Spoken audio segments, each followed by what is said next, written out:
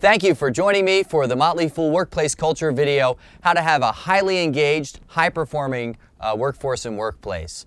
Gallup survey put out a survey last year of employee engagement. You may have seen this. 72% of all workers out of 5 million people surveyed around the country and around the world are either disengaged from their work or actively disengaged. That means that 3 out of 4 people are coming to work every day and they're either feeling like they're going through the motions or they genuinely don't like what they have to do. Now that is a horrible way to treat the people that we work with every day. Just leave it at that. But if we extend beyond that, think of the value that is not being created because of that low demotivated, that low level of engagement in the workplace. Now, I will say we've won a lot of Best Places to Work awards at the Motley Fool over our 20 years of history, but what I will say is that we really enhanced our company when we added a man named Steve Kerr to our board of directors. Steve was recruited directly by Jack Welch to run Crotonville, the internal university and leadership development program at GE, with tens of thousands of people going through that program.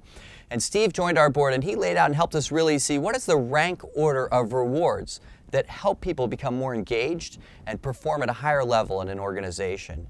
And these 6 principles are ranked in order, and I want to share them with you and then go through each one of them and share how you can deploy some of that thinking in your organization to improve your workplace. So the first one is that everyone needs a living wage that's comfortable to live on in the area that they live. The second is that every employee wants to connect with the purpose of the organization and see values that resonate with them and motivate them when they go to work. They're excited about what they're doing. They think it's making the world a better place, and it genuinely is.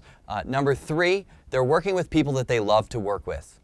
Number 4, they're working on challenges that are interesting to them, that are compelling. When they arrive early on a Tuesday morning or have to leave late one night, they're doing so because they love the problems that they're having to solve. It's almost like they're playing a game when they go to work.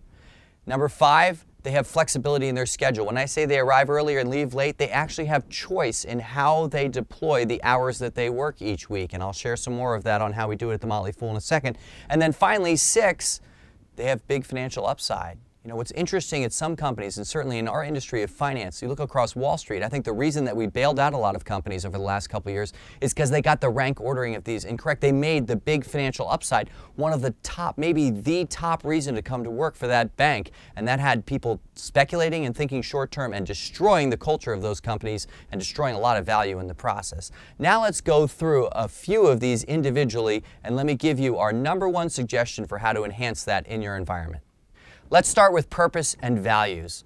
Most organizations draw together a committee, maybe the leadership of the company and the board, and write out the purpose statement and pick the values for that organization. And then they hand that down like a tablet from the mountaintop, and every new employee gets a document that they're supposed to look at, memorize, and deploy that thinking in their work from one day to the next. The problem is you can't really own that as an individual, can you? You've been handed that purpose statement and those values. Let me tell you something that we've deployed at the Motley Fool that bubbled up from a group of employees at our company that suggested this idea and that has worked brilliantly for us. And I highly recommend it for literally any company, any employee, and that is our Motley value. One of the values in our list of core values at the Motley Fool is simply left blank. Left blank so that the employee, so that I and everyone else who works at our company can fill in our individual core value that we're going to bring to work every day.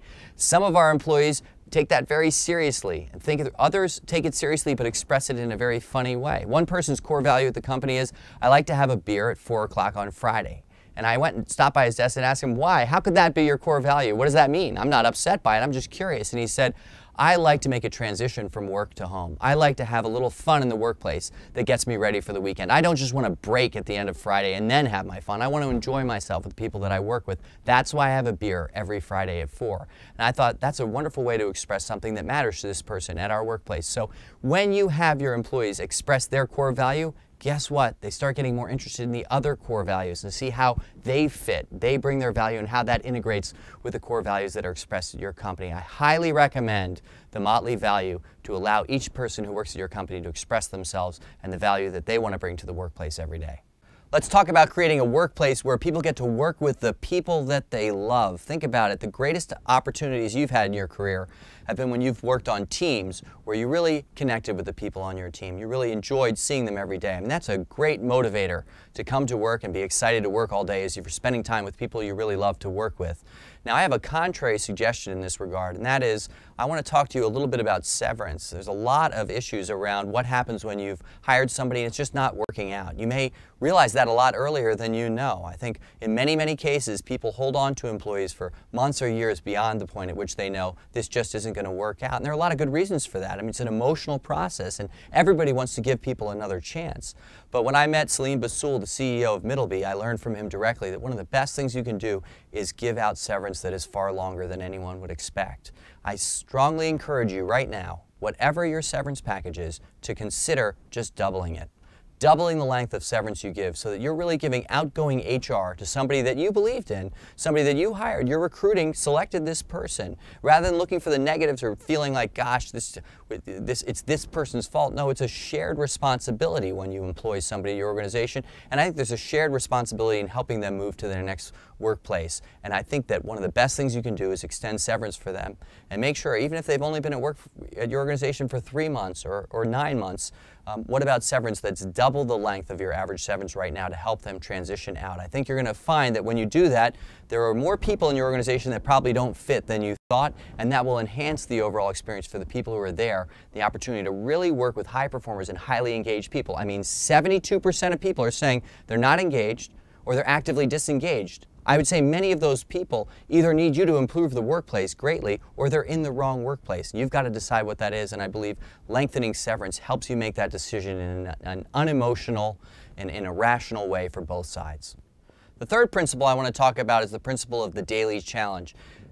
Again, if your workforce is actively disengaged or disengaged, and 72% of all workers are, what's happening is they're not feeling challenged. They're not excited about what they face, the problems they're trying to solve. Things are getting too repetitive for them, or they're in an area of the workforce that they're just not that interested in the work, and that needs to change.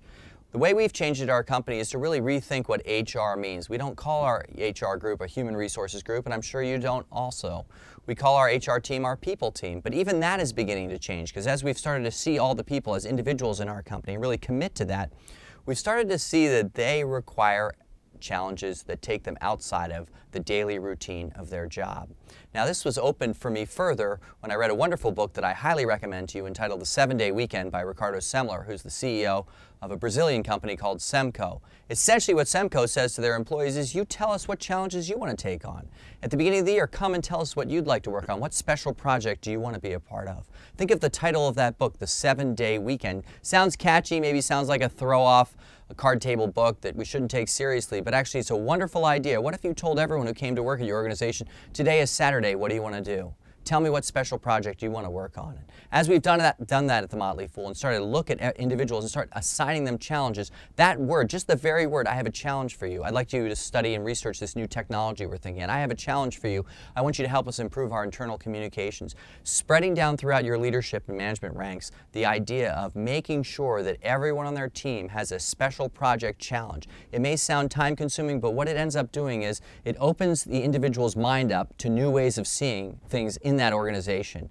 It gets you some value creation, some new ideas, some new discovery that's happening in your organization. It breaks you from the routine of coming in and doing the same thing every day. And I can tell you, if you do the same thing every day for the next day, week, month, 6 months, one of the beauties of being an executive or a leader is you're drawn in so many different directions. You get that variety. You may lose sight of the fact that a lot of people in your organization are being asked to come to work and do the same thing every single day. So special projects and daily challenges come first from leadership saying we want to assign those challenges and help individuals see new ways of doing work outside of their core responsibilities. Now, the fourth way that I think your workplace can improve dramatically is by flexibility, autonomy, giving every individual in your organization some latitude on how they do their work and when they work. Now, certain organizations have more rigid schedules that have to be kept for different reasons, and others can be more open. Ours can be pretty open at the Motley Fool. We're providing investment advice long-term with a long-term focus. We're doing a lot of research, and we're trying to help every individual that comes to our site and services at the Motley Fool do better in their investment decision-making process and get better returns over the long term. But that work can happen anywhere, and in some cases at any time. And so if someone at the Motley Fool would like to work remotely and would like to do most of their work from 6 p.m. until 3 a.m. Great. Once we liberated the schedule for everyone who works here, we saw our performance and productivity go up substantially. Once even the woman who's shooting this video right now, his name is Gail, said today, I like to take the Metro when I know I can get a seat on the Metro because I've got such a long commute. I want to be able to do something while I'm sitting down. That means leaving at 10 a.m. rather than leaving at 8:15 a.m. Once you give that latitude, again, you can push it a lot farther at any organization, in my opinion. Certain organizations have pretty rigid schedules, but if everyone opened the idea that I want to get as much freedom in that schedule-making process for the employee as possible, and again, in our case, that extends to every day, make your hours, and even further than that, you have your own vacation policy. I have to say, the idea, if your organization has a vacation policy and a sick day policy, that's disrespectful to the individual, in my opinion. You give a limited number of sick days to somebody, you're basically saying, don't get sick more than those days and check in to make sure you really are sick. And that's like a bad high school experience for a lot of people. What you want to do is extend trust, and the way you check against that, at least at the Motley Fool, is that 3 days out of every year, we review everyone who works at the company. And you know that's happening as an individual. It's a pretty open process, and we give you the feedback coming out of that in the best way that we possibly can. What I say about that, the reason I say that is you have to have the check and balance there, but if you're not taking the time to review your employees and really get to know them, you can't give them the freedom. If you're not giving them the freedom, you're kind of losing their respect because you're being a parental figure to somebody who's adult and probably has a lot of other draws on their time with children and other responsibilities in their lives. So a lot of people are doing work on mobile devices. I don't have to make this point any more than I already am. I believe that the organization of the future is going as far as it possibly can to eliminate vacation policy, sick day policy, got to check in at these particular hours. I know certain organizations have rigid schedules, but many more than not have a lot more freedom to extend trust to their employees. And when you do it, what ends up happening is engagement goes up, productivity goes up, and you find who really belongs at your organization, who can take that responsibility, and who doesn't belong at your organization. The final principle of engagement and high performance, which is what we all want from our workplace. I mean, we don't just want it because we want great financial results. We don't just want it because we want our customers to be delighted. We want it also because we want everyone who comes to work to feel inspired by what they're doing every day.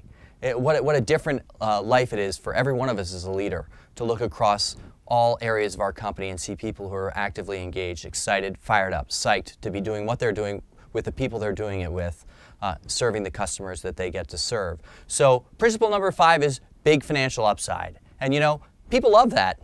Of course, if people didn't love that, we wouldn't have as many people wasting money playing lottery tickets, hoping that they get some big financial upside. It's part of our human brain, part of our reward system, of course.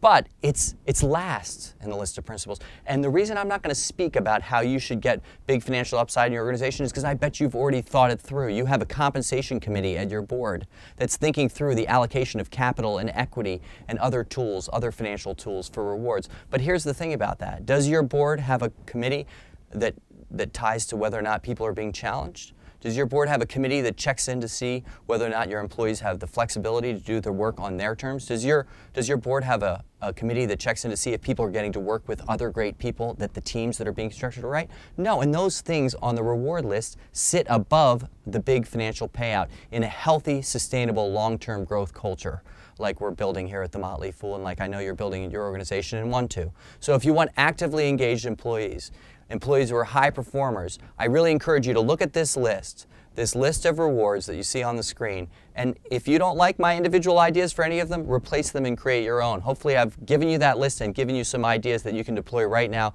that I think will significantly enhance the level of engagement and performance at your company.